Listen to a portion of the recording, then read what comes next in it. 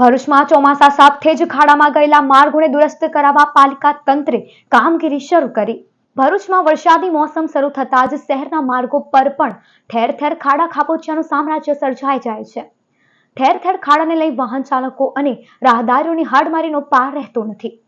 સાથે જ અકસ્માતનો ભય, વાહનોને નુકસાન અને ટ્રાફિક જામની સમસ્યા પણ સર્જાય છે। શહેરીજનો અને વાહન ચાલકોની બુમરાણ વચ્ચે પાલિકા દ્વારા ખાડા ભરો અભિયાન શરૂ કરાયું છે। મેટલ કપચી નાખી માર્ગો પર ઠેર ઠેર ભરેલા ખાડા ભરવામાં આવી રહ્યા છે। બીજી તરફ પાલિકા વિપક્ષી નેતા શમશાદ અલી સૈયદે આ ખાડાઓ ભરવા પાલિકા તંત્ર લાખોનો ખર્ચ જે તે જવાબદાર કોન્ટ્રાક્ટર પર જ નાખે તેવી રજૂઆત કરી છે।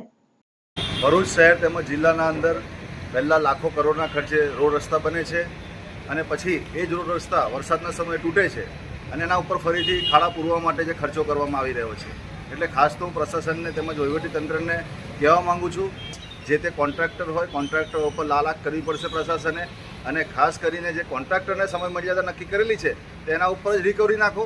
ત્યારે જે રોડ રસ્તા લાખોના ખર્ચે બનતા હોય છે તે રિકવરી કરવાના પણ જે તે વહીવટીતંત્રએ એ કોન્ટ્રાક્ટર પર નાખીને કોન્ટ્રાક્ટરે કામગીરી કરવી જોઈએ, ના તો વહીવટીતંત્રએ।